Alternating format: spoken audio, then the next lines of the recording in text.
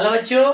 तो D and F बलक में हम लोग क्लासरूम में डी बलक एलिमेंट्स को अच्छा से कवर कर लिया है। आज हम स्टार्ट करेंगे एफ बलक एलिमेंट्स। एफ बलक एलिमेंट्स को आज पढ़ेंगे। तो चलिए सब लोग हेडिंग लगाएंगे एफ बलक एलिमेंट्स। चलिए तो हेडिंग लगाइए एफ बलक एलिमेंट्स। एफ बलक एलिमेंट्स। देखिए एफ बलक एलिमेंट्स क्या होते हैं। बेसिकली हम लोग को पता है कि जो पीरियोडिक टेबल आवर्त सारणी का जो स्केलेटन होता है कुछ ऐसा होता है। आपकी आवर्त सारणी का जो स्केलेटन होता है कुछ कैसा होता है, ऐसा होता है। ये होते हैं पीरियोडिक टेबल के स्केलेटन, जिनमें आपको पता है कि ये यहां से यहां दो ग्रुप, ठीक है ना, ये एस बलक होते हैं और लास्ट के ये जो होते हैं ये पी बलक एलिमेंट्स होते हैं और जो बीच में मध्य में होता है वह डी बलक के एलिमेंट्स होते हैं। लेकिन ध्यान रहे एफ बलक की बात आएगी तो एफ बलक की जो एलिमेंट्स होती है वो इधरे से ये नीचे की तरफ निकला होता है, ठीक है ना, और इसको इस तरह से नीचे की तरफ व्यवस्थित किया गया है। तो ये जो एलिमेंट्स होते हैं, ये जो एलिमेंट्स होते हैं इन्हीं को हम लोग एफ बलक एलिमेंट्स कहते हैं। तो सबसे बड़ी बात है कि इसका डेफिनेशन क्या होता है। तो बेसिकली हम लोग पढ़े कि एस बलक जिनमें अंतिम इलेक्ट्रॉन किसी तत्व के इलेक्ट्रॉनिक विन्यास लिखे और उनका अंतिम इलेक्ट्रॉन एस में जाता है तो हम एस बलक के तत्व कहते हैं, और पी में जाता है तो पी बलक, और अंतिम इलेक्ट्रॉन डी में जाएगा तो डी बलक, n-1 डी में जाता है n-1 डी में जाए तो डी बलक एलिमेंट्स कहेंगे।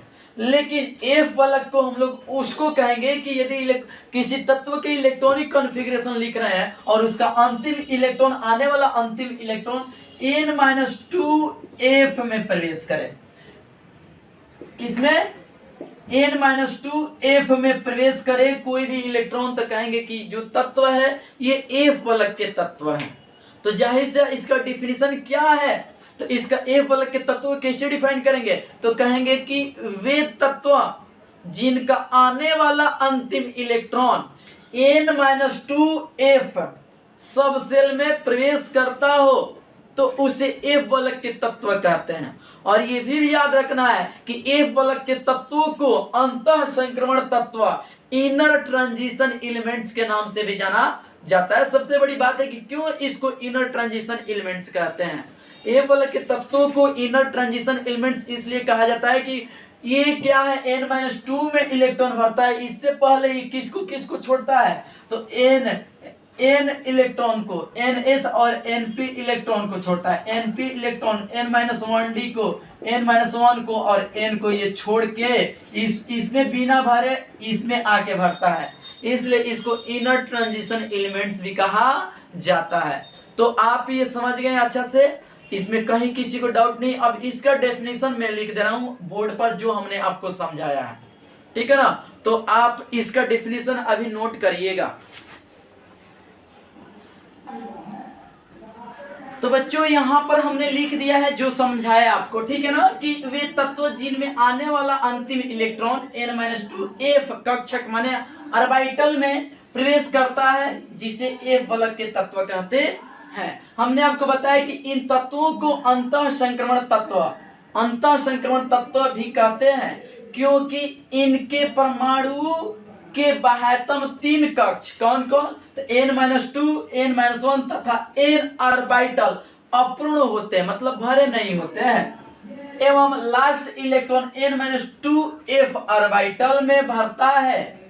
इसी कारण इन्हें एफ बलक के तत्व कहते हैं। और सबसे महत्वपूर्ण लाइन नीचे वाला है कि एफ बलक के तत्वों की सामान्य इलेक्ट्रॉनिक विन्यास, इसका जनरल इलेक्ट्रॉनिक कॉन्फ़िगरेशन एफ बलक के तत्वों का होता है n-2 F12 14 n-1 D 021 and ns122 होता है।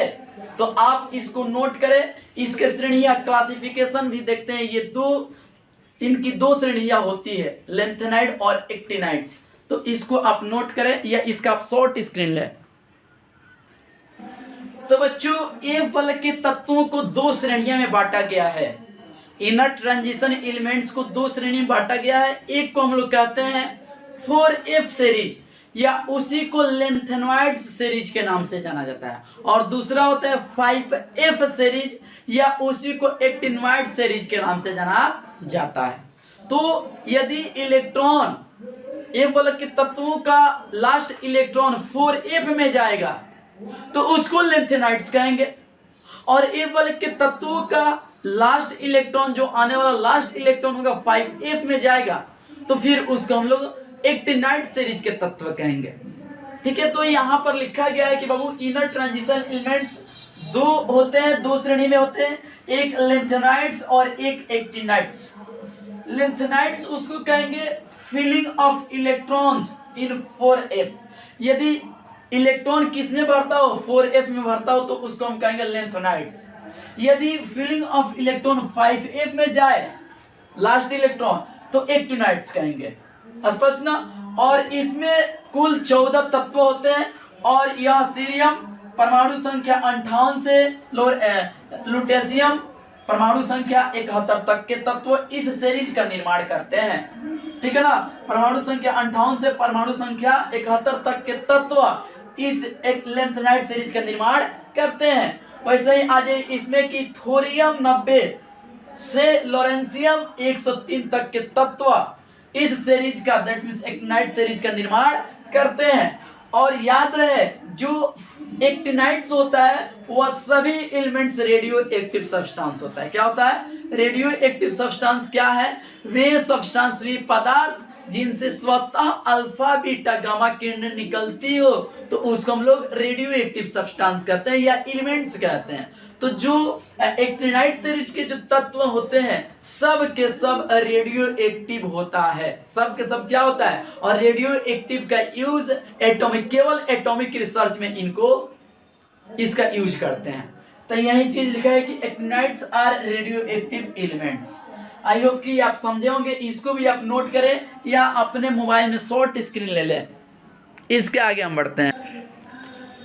तो बाबू अब हम लोग देखेंगे इसका properties, physical properties of lanthanide series elements. सबसे पहला ध्यान दीजिएगा इसका फर्स्ट प्रॉपर्टीज की इनका डेंसिटी, और इनका डेंसिटी जो घनत्व होता है वह उच्च होता है, हैवियर होता है। तो यहाँ पर लिखे हैं कि लेंथेनाइड एलन मतलब lanthanide are heavier elements. Heavier elements मतलब उच्च डेंसिटी वाला ये होते हैं। दूसरा इसके ऑक्सीडेशन स्टेट की बात करेंगे तो लेंथेनाइड सीरीज के तत्वों का जो सामान्य ऑक्सीडेशन स्टेट होता है, ऑक्सीकरण अवस्था होता है, वह +3 होता है। लेकिन कुछ लेंथेनाइड सीरीज के एलिमेंट जो होते हैं +4 भी शो करते हैं। क्या?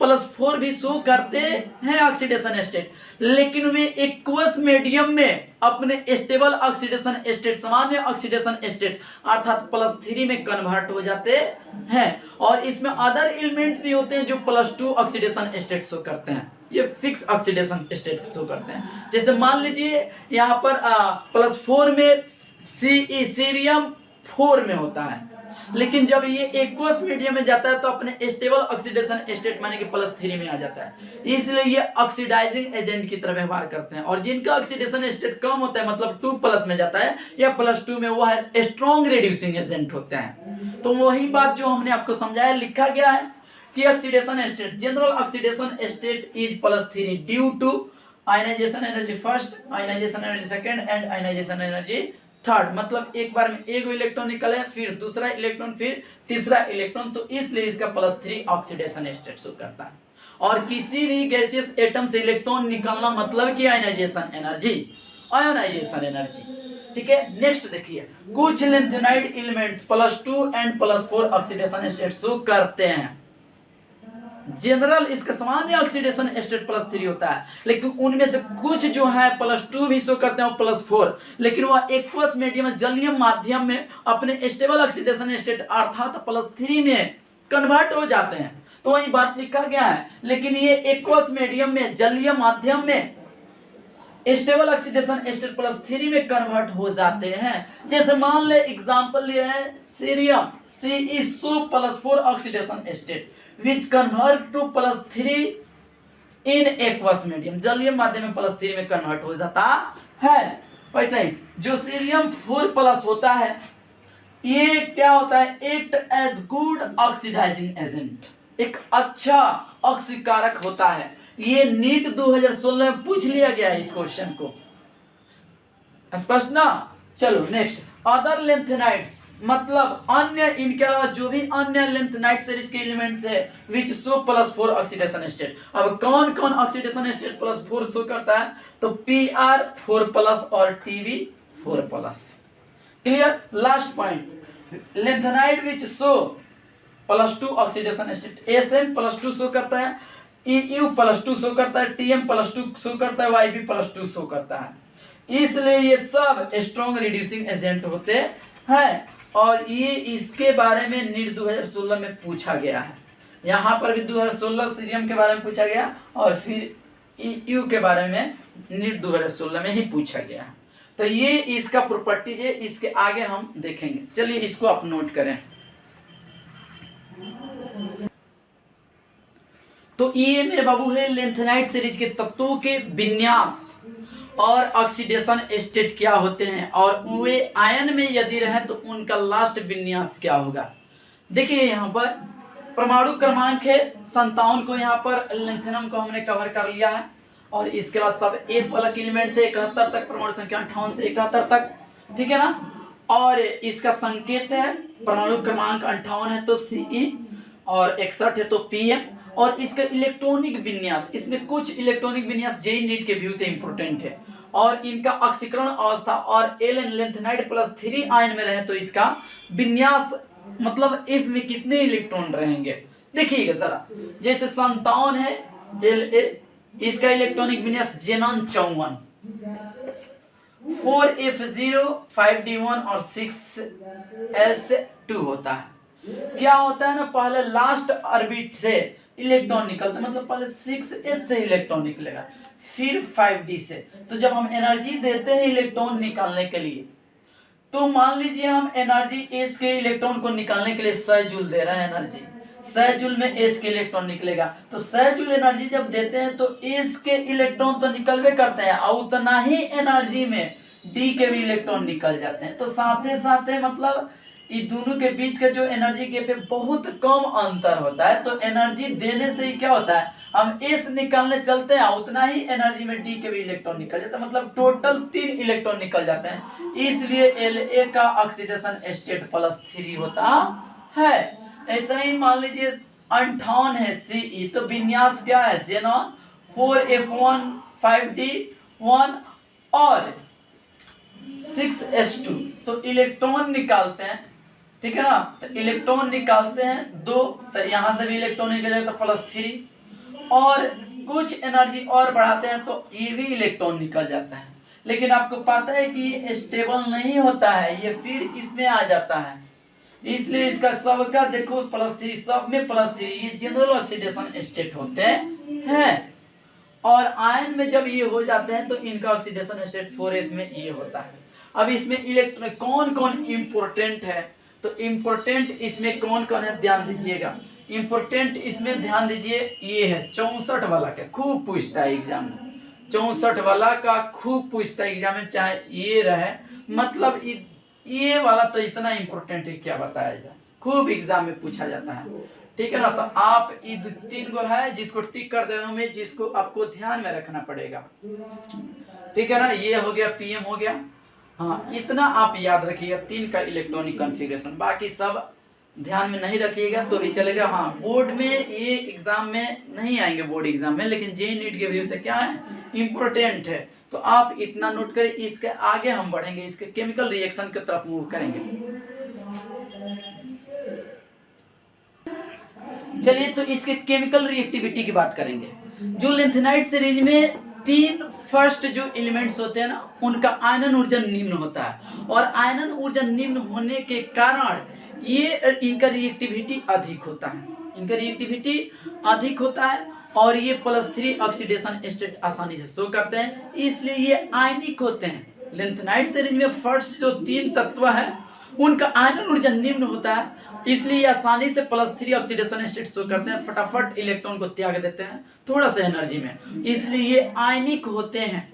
स्पष्ट ना। और उसके केमिकल रिएक्शन हम देखेंगे लेंथेनाइड सीरीज के तत्वों का, लेंथेनाइड का जनरल रिएक्शन देखेंगे कि हवा से रिएक्शन करता है तो क्या बनता है, जल से रिएक्शन करता है तो क्या बनता है, हैलोजन से रिएक्शन करता है तो क्या बनता है। चलिए देखते हैं। तो यहाँ पर लिखा गया है कि first 3 elements ionization energy low, इसलिए रिएक्टिविटी ज्यादा, एलिमेंट्स आयनिक होंगे, +3 ऑक्सीडेशन स्टेट शो करेंगे।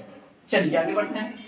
Reaction with H2, lanthanum H2 मतलब लेंथेनाइड सीरीज के तत्व H2 से अभिक्रिया करके LnOH को होल थराइस और साथ में हाइड्रोजन गैस मुक्त करेंगे।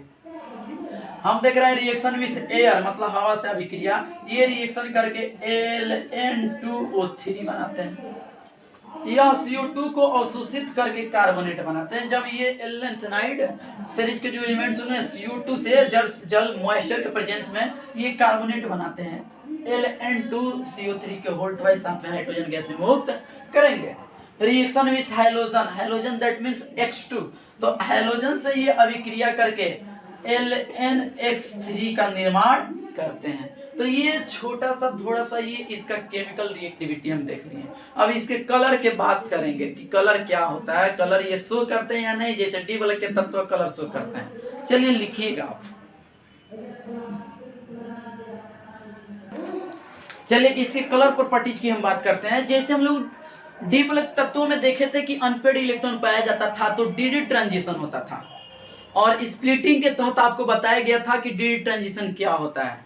और डी ट्रांजिशन जिस तरह से होता है एकदम सेम वैसे ही एफ ट्रांजिशन होता है, एफ संक्रमण। तो डी ट्रांजिशन कब पॉसिबल है, जब अनपेड इलेक्ट्रॉन डी सबसेल में हो या एफ में हो। तो अनपेड इलेक्ट्रॉन हो तो definitely D transition that means F transition यहाँ पर होगा, और इसके वजह से कोई आयन रंगीन होते हैं, और जिनमें अनपेड इलेक्ट्रॉन नहीं होते हैं तो उनमें एफ ट्रांजिशन नहीं होगा, दैट मींस डी ट्रांजिशन नहीं होगा, तो वे कलरलेस होंगे, रंगीन प्रदर्शित नहीं करेंगे। तो चलिए वही चीज है कि अधिकतर लेंथेनाइड आयन रंगीन होते हैं, यह इनमें उपस्थित अनपेड इलेक्ट्रॉन के एफ ट्रांजिशन संक्रमण के कारण होता है। महत्वपूर्ण लाइन है। चुंबकीय व्यवहार देखते हैं। चुंबकीय व्यवहार, इन तत्वों के प्रायः लेंथेनाइड 3+ आयन पैरामैग्नेटिक व्यवहार प्रदर्शित करते हैं क्योंकि इनमें अनपेड इलेक्ट्रॉन प्रेजेंस होता है। लेकिन इसमें देख रहे हैं हम लोग लेंथेनाइड आयन 3+, लेंथेनाइड खुद, इसमें एफ में 0 अनपेड इलेक्ट्रॉन होता है, ठीक है ना। वैसे ही Lu पूरा फुल होता है, तो यहाँ पर अनपेड इलेक्ट्रॉन क्या आएगा, 0 आएगा, इसलिए पैरामैग्नेटिक नहीं होगा, ये पैरा नहीं होंगे, ये डायामैग्नेटिक होगा। क्या होगा, डायामैग्नेटिक, और ये कलर शो नहीं करेगा। स्पष्ट ना। तो आप इतना नोट करें, इसके आगे हम बढ़ेंगे। चलिए इसको नोट करें आप पहले।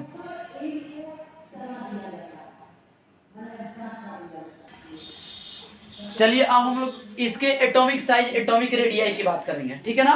तो लेंथेनाइड सीरीज में हम लोग जैसे परमाणु संख्या 58 से 71 तक जाते हैं तो परमाणु संख्या में लगातार वृद्धि होता है, और जब परमाणु संख्या में लगातार वृद्धि होगा तो एफ में नया इलेक्ट्रॉन जुड़ते जाएगा, जिसके वजह से नाभिक में जब परमाणु संख्या बढ़ेगा तो नाभिक में positive charge that means proton मतलब उसका नाभिकीय आवेश बढ़ेगा, जिसकी वजह से नाभिकीय आवेश, नाभिक का चार्ज, प्रोटॉन की संख्या बढ़ने के कारण, माने कि परमाणु संख्या बढ़ने के कारण, और आउटर मोस्ट ऑर्बिट एफ में जो इलेक्ट्रॉन होते हैं उनके बीच क्या होता है, अट्रैक्शन होता है, जिसकी वजह से वो खिंचाव होता है, आंतरिक खिंचाव होता है, जिसकी वजह से परमाणु कॉन्ट्रैक्ट होता है, मतलब सिकुड़ता है, और सिकुड़ने के कारण परमाणु आकार में ह्रास होता है, इसी ह्रास को लेंथेनाइड कॉन्ट्रैक्शन कहा जाता है। तो वही चीज लिखा गया है, ध्यान दीजिएगा कि एटॉमिक रेडियाई या लेंथेनाइड कॉन्ट्रैक्शन। तो हम लोग जब CE 58 से Lu 71 तक जाते हैं तो परमाणु संख्या बढ़ेगा तो नाभिकीय आवेश बढ़ेगा और F में नया इलेक्ट्रॉन जुड़ेगा और परमाणु छोटा होगा। तो यहाँ लेफ्ट टू राइट जाएंगे तो परमाणु आकार लगातार छोटा होगा, मतलब रेडियस कम होगा। उसके आयनिक रेडियस की बात करें, मतलब जनरल ऑक्सीडेशन स्टेट लेकर के, तो एकदम सेम ट्रेंड होता है। जिस तरह से इसका साइज होता है वैसे ही इसका रेडियस, आयनिक रेडियस भी, आयनिक साइज भी वैसे ही होती है, सेम। यहाँ पर लिखे हम लेंथेनाइड संकोचन। Lanthanide contraction. तो जो बात हमने आपको समझाया अभी वही बात है। जैसे मान लीजिए लेंथेनाइड सीरीज है, ये क्या है, लेंथेनाइड सीरीज तत्वों का अरेंजमेंट हुआ है और इसमें 14 कुल तत्व हैं, Ce 58 से लेकर के Lu 71 तक। तो 58, 59, 60 मतलब लगातार परमाणु संख्या बढ़ रहा है और आने वाला लास्ट इलेक्ट्रॉन है वह F में जुड़ते जाएगा, मतलब आने वाला जो नया इलेक्ट्रॉन है वह F ऑर्बिटल में जाएगा। तो इलेक्ट्रॉन तो बढ़ ही रहा है, दैट मीन्स इलेक्ट्रॉन की संख्या नेगेटिव चार्ज बढ़ रहा है, उसके साथ साथ परमाणु संख्या बढ़ रहा है, मतलब परमाणु संख्या प्रोटॉन की संख्या होती है। तो नाभिक में आवेश बढ़ेगा, मतलब नाभिकीय आवेश बढ़ेगा। और जब नाभिक में आवेश बढ़ेगा तो उसके सेल में वेव में जो इलेक्ट्रॉन है और नाभिक में उनके बीच अट्रैक्शन होगा। और जब ये अट्रैक्शन होगा ना तो खिंचाव होगा, आंतरिक खिंचाव होगा, जिसकी वजह से ये इनका परमाणु आकार क्या होता है, सिकुड़ता है, कम होता है, ह्रास होता है परमाणु आकार में। इसी ह्रास परमाणु के इसी ह्रास को, परमाणु आकार के इसी ह्रास को, कमी को हम लोग लेंथेनाइड कॉन्ट्रैक्शन, लेंथेनाइड संकुचन कहते हैं। एकदम यही चीज सेम कॉन्सेप्ट लगेगा एक्टिनाइड्स में। एक्टिनाइड्स में यही होगा, परमाणु संख्या बढ़ेगा तो नाभिक में आवेश प्रोटॉन की संख्या बढ़ेगा, नाभिकीय आवेश बढ़ेगा, F में 5F में नया इलेक्ट्रॉन जुड़ेगा, अट्रैक्शन होगा, परमाणु आकार छोटा होगा, सिकुड़ेगा, परमाणु के आकार में ह्रास होगा, इसी ह्रास को एक्टिनाइड सीरीज कह देंगे। तो लेंथेनाइड सीरीज और एक्टिनाइड सीरीज एकदम सेम है। तो उसी बात को यहाँ पर मेंशन किया गया है कि लेंथेनाइड एलिमेंट्स में एटॉमिक नंबर में वृद्धि के साथ नाभिकीय आवेश बढ़ता है, मतलब प्रोटॉन की संख्या बढ़ेगा, मतलब नाभिक में पॉजिटिव चार्ज बढ़ेगा जाता है तथा नया इलेक्ट्रॉन F ऑर्बिटल में जुड़ते जाता है। सही बात है। F इलेक्ट्रॉन का आवरण प्रभाव बहुत वीक होता है, कमजोर होता है। शील्डिंग स्क्रीनिंग इफेक्ट उसका क्या होता है, शील्ड करने की प्रवृत्ति कम होता है, क्योंकि ये क्या होता है, मतलब इनका ओरिएंटेशन फिक्स नहीं होता है। F का आप D का ये होता है आकार, आपको बताया गया है, ठीक है ना, ये D है तो F में ये सही हो जाएगा, ठीक है। तो इस क्या होता है, इनका मतलब कहीं से आसानी से अट्रैक्शन हो जाता है, इनका ऑर्बिटल देखिए, कहीं से नाभिक और इनके बीच के इलेक्ट्रॉन से क्या हो जाता है, अट्रैक्शन हो जाता है, जिसकी वजह से इनका आवरण प्रभाव जो होता है कमजोर होता है। इसलिए नाभिकीय आवेश बढ़ने के कारण परमाणु आकार घटता है। परमाणु आकार के इसी कमी को, इसी ह्रास को लेंथेनाइड कॉन्ट्रैक्शन, लेंथेनाइड संकुचन कहा जाता है। एकदम सिमिलरली, एकदम सेम एक्टिनाइड्स में होगा, एकदम सेम एक्टिनाइड सीरीज में होगा कि एक्टिनाइड सीरीज में एटॉमिक नंबर में वृद्धि के साथ एटॉमिक साइज क्या होगा, घटेगा। सो इसको क्या कहेंगे, एक्टिनाइड सीरीज कहेंगे, एक्टिनाइड कॉन्ट्रैक्शन कहेंगे। तो आप इतना नोट करें, ठीक है ना। यहाँ से क्वेश्चन पूछे जाते हैं कि लेंथेनाइड कॉन्ट्रैक्शन, लेंथेनाइड संकुचन क्या है, लेंथेनाइड संकुचन क्या है, लिखो। तो बच्चों अब हम लोग देखेंगे अंतर, लेंथेनाइड एंड एक्टिनाइड सीरीज में अंतर देखते हैं। इन तत्वों में क्या डिफरेंशिएट है उसको देख रहे हैं। जैसे पहला देख रहे हैं हम कि सामान्य ऑक्सीकरण अवस्था ऑक्सीडेशन स्टेट +3 के अलावा +2 और +4 प्रदर्शित करता है, लेकिन ये क्या है, एक्टिनाइड्स +3 के अलावा 4, 5, 6, 7 प्रदर्शित करते हैं। ये पहला डिस्क्रिमिनेंट है, मतलब अंतर है। दूसरा, इनमें कॉम्प्लेक्स कंपाउंड बनाने की प्रवृत्ति कम पाई जाती है, कम होती है, लेकिन ये कॉम्प्लेक्स कंपाउंड ज्यादा बनाते हैं, इनमें उच्च क्षमता होती है कॉम्प्लेक्स कंपाउंड बनाने की। यह आयनिक कंपाउंड बनाते हैं, ठीक है ना, लेकिन ये आयनिक कंपाउंड नहीं बनाते हैं, ठीक है ना। और ये बनाते हैं लेकिन कम, ये आयनिक कंपाउंड बनाते हैं लेकिन कम। नेक्स्ट, यह कम क्षारीय है और ये अधिक क्षारीय होते हैं। दूसरा, यह ऑक्सी आयन नहीं बनाते हैं और ये ऑक्सी आयन बनाते हैं। ऑक्सी आयन मतलब ऑक्सीजन से कॉम्बिनेशन करके आयन का निर्माण करते हैं, ठीक है ना। और ये सभी ना रेडियो एक्टिव होते हैं, लेकिन इनमें मात्र 14 एलिमेंट से मात्र एक एलिमेंट से रेडियो एक्टिव होता है, बाकी कोई रेडियो एक्टिव नहीं होता है। तो ये था एफ बलक का हर चीज हमने इस वीडियो लेक्चर में कंप्लीट किया, कवर किया, जो इम्पोर्टेंट है, ठीक है ना। तो ये आपका एफ बलक एलिमेंट्स कंप्लीट हो गया। चलिए इसके आगे हम लोग नया चैप्टर स्टार्ट करेंगे, और जाने से पहले आपसे एक रिक्वेस्ट करें कि इस चैनल को आप खूब शेयर करें, लाइक करें, कमेंट करें और अपने दोस्तों के बीच खूब शेयर करें। चलिए, धन्यवाद।